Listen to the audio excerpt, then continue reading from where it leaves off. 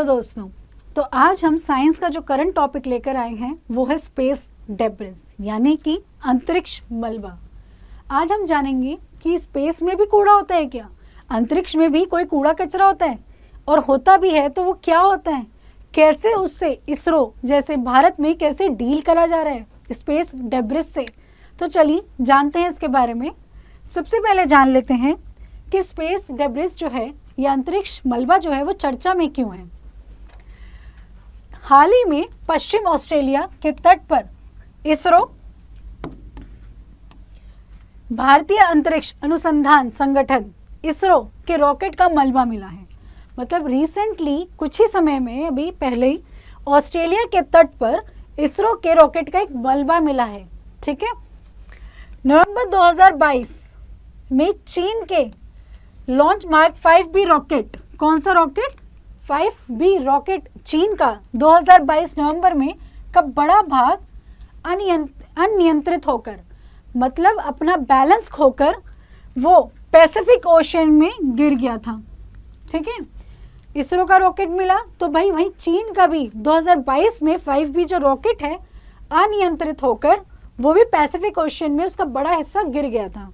वहीं इस रॉकेट को तियोंगोंग अंतरिक्ष स्टेशन के तीसरे और अंतिम मॉड्यूल मापंग में प्रयोग किया गया था, क्योंकि इसको प्रयोग किया गया था और प्रयोग होने के कारण क्या हुआ, ये सक्सेसफुली नहीं हो पाया और ये पैसिफिक ओशन में गिर गया। वहीं हम 2021 की बात करें, मई 2021 में 25 टन की चीनी रॉकेट, मतलब चाइना का 25 टन रॉकेट का एक बड़ा भाग हिंद महासागर यानी कि इंडियन ओशन में गिर गया था। वहीं पैसिफिक ओशन में एक भाग गिर गया उनका अनियंत्रित होकर नवंबर 2022 में, और मई 2021 में इंडियन ओशन में उनका एक 25 टन का बड़ा भाग अनियंत्रित होकर गिर गया। तो ये स्पेस डेब्रिस इसलिए ही चर्चा में है कि कैसे स्पेस की वजह से जो कूड़ा हो रहा है, जितने भी हम सैटेलाइट लॉन्च कर रहे हैं उनकी वजह से भी पॉल्यूशन हो रहा है। अब अंतरिक्ष मलबा है क्या, स्पेस डेब्रिस क्या है। अंतरिक्ष मलबा पृथ्वी की ऑर्बिट पे या पृथ्वी की कक्षा में उन मानव निर्मित वस्तुएं यानी कि मैन मेड ऑब्जेक्ट्स हैं, क्योंकि जो सैटेलाइट्स होती हैं वो भी क्या है, आपकी मैन मेड ऑब्जेक्ट ही तो हैं, इंसानों द्वारा ही बनाई हुई हैं, इंसानों द्वारा बनाई हुई हैं। तो इसलिए पॉल्यूशन क्या हुआ, मैन मेड पॉल्यूशन हुआ, को संदर्भित करता है जो अब किसी उपयोगी उद्देश्य की पूर्ति नहीं करती हैं। मतलब अब वो यूजलेस हैं, ये सैटेलाइट्स जो अब यूजलेस हैं, किसी काम की नहीं है, कूड़ा है, उसे हम स्पेस डेब्रिस बोल रहे हैं। क्लियर है, उसे हम अंतरिक्ष मलबा बोल रहे हैं। अंतरिक्ष मलबे में प्रयोग किए गए रॉकेट, निष्क्रिय उपग्रह, अंतरिक्ष निकायों के टुकड़े और एंटी सैटेलाइट सिस्टम ए-सैट जिसे बोला जाता है से उत्पन्न मलबा शामिल होता है। मतलब या तो सैटेलाइट से या फिर उनसे रिलेटेड जो प्रोडक्ट्स बने हुए होते हैं, उपग्रह वगैरह, उनसे जो कूड़ा हो रहा है वो एक स्पेस डेब्रिस क्रिएट कर रहा है इन्वायरमेंट में। जैसे हमने देखा ओशंस में कैसे इतने बड़े बड़े 25-25 टन के सैटेलाइट्स गिरे हुए हैं। तो अंतरिक्ष मलबे से खतरा क्या है, इससे हमें थ्रेट क्या है, वो थ्रेट हमें देखना है। समुद्री जीवन को खतरा है। कैसे हम बोल लें कि ओशियन लाइफ या फिर जो हम बोले एक्वेटिक लाइफ को खतरा है, जितने भी हमारे समुद्री में जीव हैं, जलीय जीव, उनको खतरा है इस मलबे से। कैसे, इसके महासागरों में गिरने की संभावनाएं अधिक हैं। ये तो हमें पता है कि महासागरों में गिरने इनकी ज़्यादा अधिक होती हैं, क्योंकि पृथ्वी की सतह का 70% भाग, क्योंकि जो अर्थ है उसका 70% पोर्शन जो है महासागरों से घिरा हुआ है, महासागरों से घिरा हुआ है। बड़ी वस्तुएं, मलबा समुद्री जीवन के लिए खतरा और प्रदूषण का स्रोत बन सकती हैं।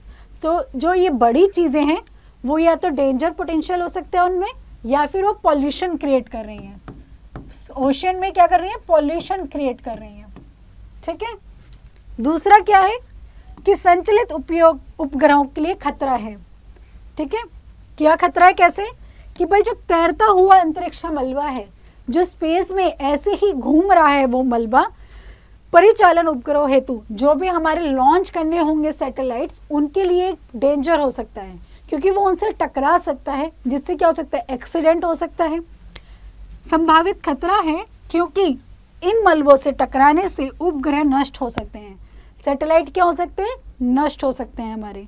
अगर किसी कोई भी कूड़े से या कचरे से, मलबे से वो टकराएगा हमारा, हमने सैटेलाइट लॉन्च कर दिया, तो क्या होगा, एक्सीडेंट होकर हमारी सैटेलाइट वहीं नष्ट हो जाएगी और उससे भी एक कचरा फॉर्म हो जाएगा और वो मलबा भी कहीं ना कहीं पड़ा हुआ होगा या फिर उपग्रह में घूम रहा होगा, ठीक है, अंतरिक्ष में ही कहीं तैर रहा होगा, जिससे क्या होगा, डेब्रिस क्रिएट हो रही है।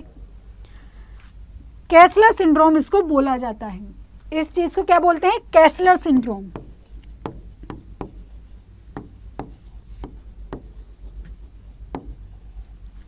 इसको कैसलर सिंड्रोम इसको बोला जाता है। अंतरिक्ष में वस्तुओं और मलबे की अत्यधिक मात्रा को संदर्भित करता है। तो कैसलर सिंड्रोम क्या है कि भाई अंतरिक्ष में, स्पेस में जो भी सब बड़ा मलबा या डेब्रिस है, अत्यधिक मात्रा में है, लार्ज अमाउंट में है, उसे हम कैसलर सिंड्रोम के नाम से डिनोट करते हैं।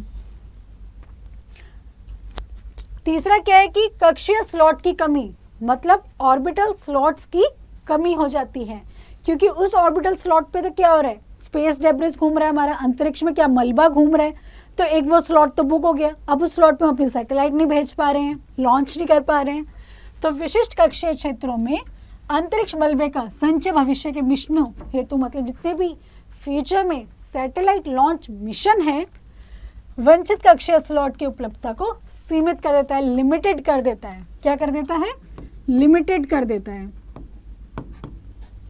क्लियर।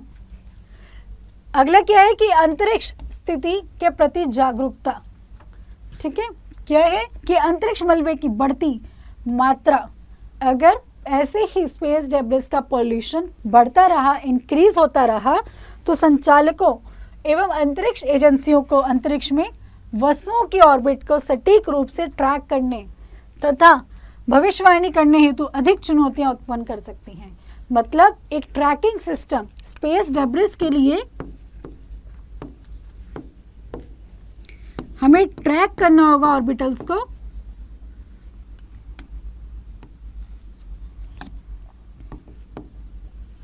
ट्रैकिंग सिस्टम हमें बनाना पड़ेगा मलबे को ट्रैक करने के लिए कि इस ऑर्बिट पे मलबा है, इस पे हम अपनी सैटेलाइट नहीं भेज सकते। तो ये जानकारी के लिए उन्हें और स्ट्रॉन्ग करना पड़ेगा, जिससे हम फ्यूचर में जो एक्सीडेंट हो सकते हैं उनसे बच सकते हैं। और अपना, क्योंकि अगर कोई सैटेलाइट किसी से टकरा के नष्ट हो जाता है तो सैटेलाइट को बनाने में जो पैसा लगा होगा वो भी वेस्ट, जो मेहनत लगी होगी वो भी वेस्ट, और जो समय लगा होगा वो भी वेस्ट हो जाएगा। ठीक है, इन सब चीज़ों का हमें ध्यान रखना होगा। अब अंतरिक्ष गतिविधियों से निपटने में चुनौतियां क्या आ रही हैं, क्या चुनौतियां हैं, अब हम वो देख लेते हैं। पहली चुनौती है कि विभिन्न देशों के द्वारा अधिक उपग्रह प्रक्षेपण।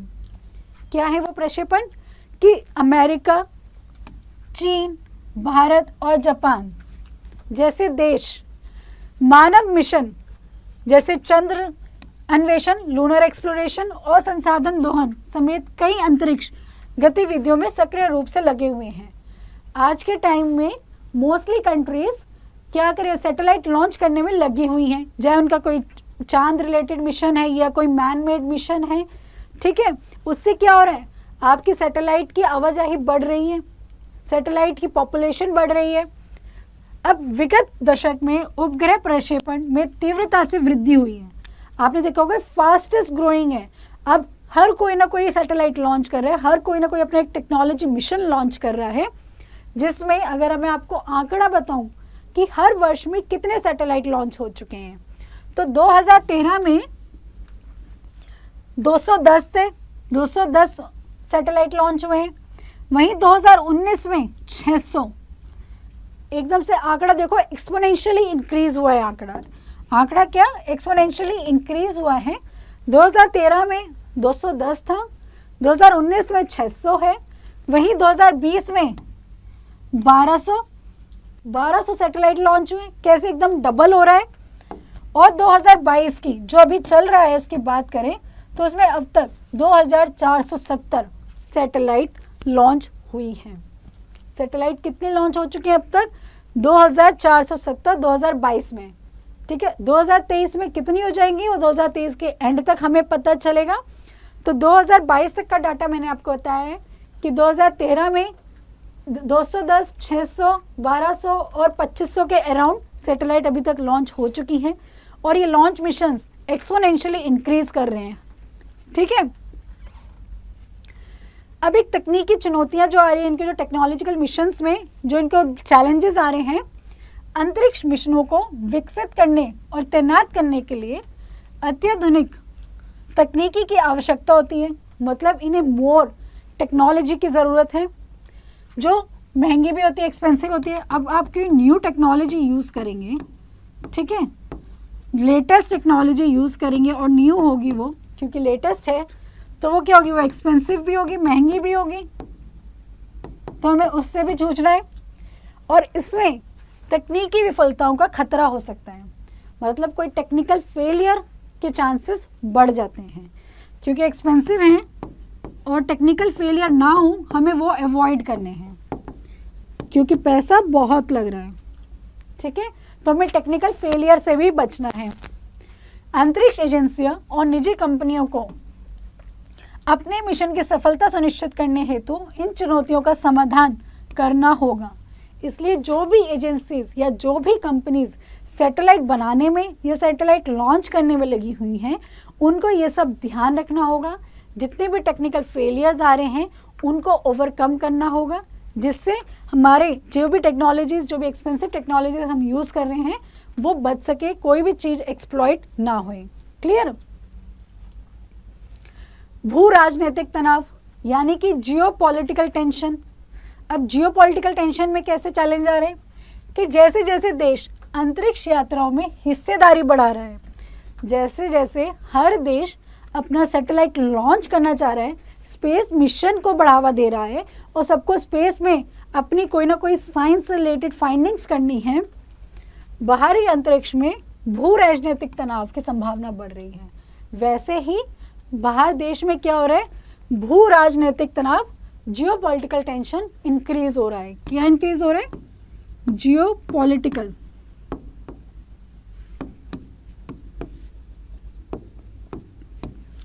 पॉलिटिकल टेंशन इंक्रीज हो रहा है। प्रतिस्पर्धात्मक हित और क्षेत्रीय दावे कूटनीतिक चुनौतियों पैदा कर सकते हैं और अंतर्राष्ट्रीय सहयोग में बाधा डाल सकते हैं। तो भाई जो अंतर्राष्ट्रीय आपस में सहयोग कर रहे होंगे उसमें भी प्रॉब्लम आ सकती है। तो ये चैलेंजेस एक स्पेस डेब्रिस से हमें कितनी आ रही हैं, क्योंकि एक तो ये ऑर्बिटल्स पे घूम रही है, तो वो ऑर्बिटल्स तो ऑलरेडी इन्होंने फुलफिल कर ली, हम उस ऑर्बिट पे अपना सैटेलाइट नहीं भेज पा रहे। तो इसलिए कंपनीज को या फिर साइंटिस्ट को अच्छे से एक ट्रैकिंग टूल बनाना चाहिए जिससे स्पेस को, मलबे को ट्रैक कर सके और उसको हम जिससे निवारण पा सके। अब अंतरिक्ष कचरे पर अंकुश लगाने से संबंधित पहल क्या करे हैं भारत ने, वो पहल हम देख लेते हैं। वर्ष 2022 में इसरो ने टकराव के खतरों वाली वस्तुओं की लगातार निगरानी करने, अंतरिक्ष मलबे के विकास की संभावनाओं को आकलन करने और अंतरिक्ष कचरे से उत्पन्न जोखिम को कम करने के लिए, मतलब कि जो भी स्पेस डेब्रिस या अंतरिक्ष मलबे से जितना भी खतरा हो रहा है, ठीक है, या फिर वो हमारे रास्ते में आ रही हैं, उन सब से रिलेटेड इसरो ने 2022 में एक सिस्टम बनाया, system for safe and sustainable operation management का, IS4OM के नाम से। तो उन्होंने क्या बनाया, इन्होंने स्थापना की एक मैनेजमेंट की, system for safe and sustainable operation management इसका नाम रखा गया। शॉर्ट फॉर्म में इसको IS4OM बोला गया, ठीक है। किसके लिए? कि भाई तुम स्पेस डेब्रिस पे ही फोकस करो, जो भी मलबा है अंतरिक्ष में तुम उस पे फोकस करके अपना काम करो। इसरो ने अन्य अंतरिक्ष वस्तुओं के साथ टकराव से, वही एक्सीडेंट से बचने के लिए वर्ष 2022 में भारतीय परिचालन अंतरिक्ष संपत्तियों की सहायता से 21 टकराव परिहार अभ्यास भी किए। मतलब कि जो 21 इन्होंने चैलेंजेस लिए, 21 टकराव से ये बचे भी। इन्होंने इस सिस्टम को फॉलो अप करते हुए 2022 में ही इन्होंने एक सैटेलाइट अंतरिक्ष में लॉन्च की जिससे उसकी सहायता से वो 21 बार टकराव होने से बचे। क्लियर? इसरो ने अंतरिक्ष कचरे के खतरे की निगरानी और उसे कम करने के लिए, उसको रिड्यूस करने के लिए, उस पॉल्यूशन को अंतरिक्ष कचरा अनुसंधान केंद्र भी स्थापित किया। मतलब इन्होंने मैनेजमेंट के साथ साथ एक सेंटर भी डेवलप किया। वो सेंटर क्या था? SDRC, यानी कि अंतरिक्ष कचरा अनुसंधान केंद्र। इन्होंने एक नेत्रा परियोजना भी डेवलप करी। ठीक है, वो क्या थी इनकी परियोजना? नेत्रा के भारतीय उपग्रह द्वारा जितने भी इंडिया के, मतलब स्पेस में इंडिया के द्वारा जितना भी पॉल्यूशन हो रहा है या जितना भी डेब्रिस मलबा है, अन्य खतरों को पता लगाने के लिए अंतरिक्ष में स्थापित एक प्रारंभिक चेतावनी प्रणाली है कि भाई ये एक बहुत टेंशन वाली बात है, ये एक चेतावनी प्रणाली है, इस पे फोकस किया जाए। जितना भी इंडिया से जितना भी हमें स्पेस में प्रॉब्लम हो रहा है, जो भी डेब्रिस या मलबा इकट्ठा हो रहा है। तो आज हमने चर्चा की स्पेस डेब्रिस को लेके कि अंतरिक्ष मलबा क्या होता है, उससे हमें क्या क्या समस्याएं आ सकती हैं फ्यूचर में, कैसे वो साइंटिस्ट के लिए एक समस्या बहुत बड़ी बन सकती है, चिंतापूर्वक कार्य बन सकता है। तो ऐसे ही हम अगले टॉपिक पे आपको मिलेंगे फिर से साइंस से रिलेटेड। तब तक के लिए गुड बाय।